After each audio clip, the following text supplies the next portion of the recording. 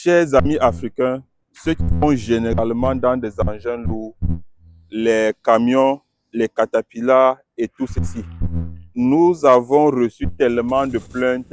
J'ai commandé ci, j'ai reçu telle chose, j'ai commandé telle autre chose et on m'a envoyé plutôt autre chose. Généralement, les Chinois ne sont pas très honnêtes en business. Lorsque vous faites du business avec les Chinois, ils sont ingénieux, ils ont les articles à de très bons prix comparés aux autres pays.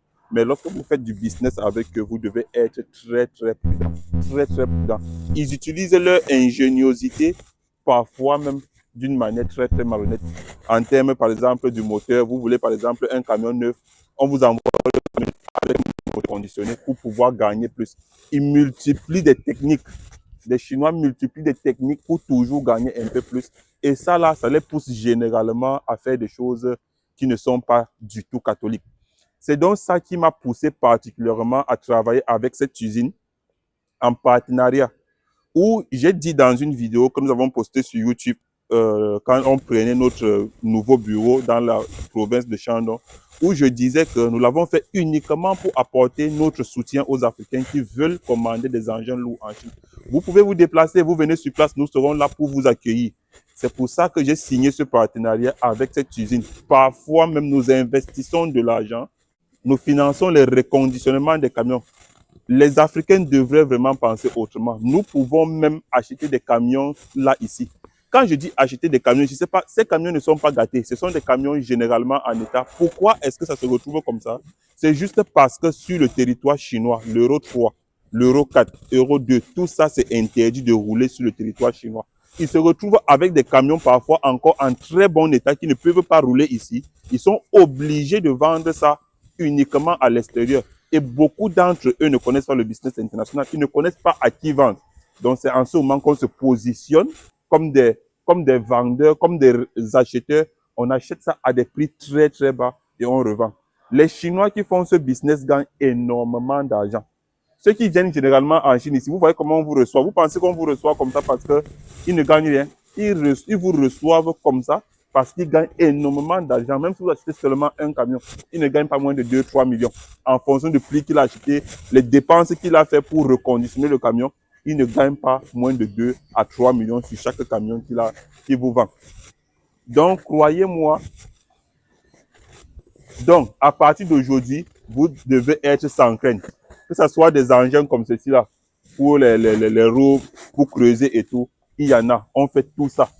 Je suis en partenariat avec eux. Nous travaillons désormais ensemble. Je ne suis pas là pour acheter et revendre ou bien vous vendre et gagner une commission dessus. Non. Si vous êtes entrepreneur, vous rêvez grand, vous voulez faire dans les engins lourds, dans un début, on peut commencer à travailler avec eux en partenariat. Ceux qui veulent des représentations, vous pouvez les représenter dans vos différents pays. On vous envoie des camions sur place, vous mettez là comme des échantillons. Les gens viennent sur place, regarder, contempler, ils signent, ils passent leur commande et nous préparons la commande ici en Chine. On expédie, la personne reçoit seulement. Regardez les carrosseries des camions, que ce soit les bennes, les carrosseries et tout. Tout ça est fabriqué sur place et c'est à neuf. C'est la soudure. C'est la soudure. Pour que la vidéo ne soit pas très longue, il faut qu'on se comprenne très bien.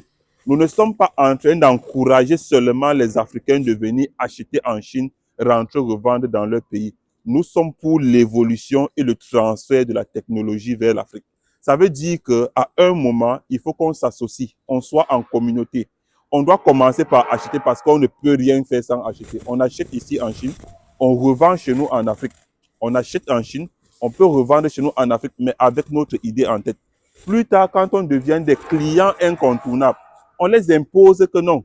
Au lieu que vous retapez le camion en Chine, au lieu que vous reconditionnez le camion en Chine, envoyez-nous ça directement avec des techniciens sur place en Afrique. Ils vont reconditionner en Afrique.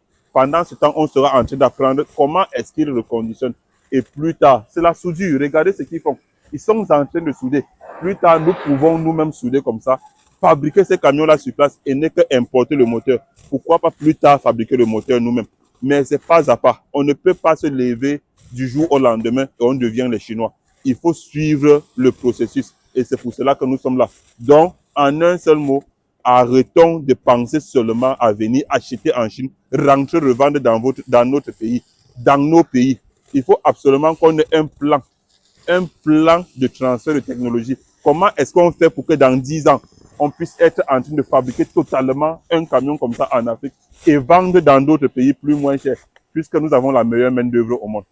L'Afrique a une population très très jeune et la main-d'œuvre est très moins chère. Nous sommes supposés être le marché mondial et non les consommateurs mondiaux. Merci.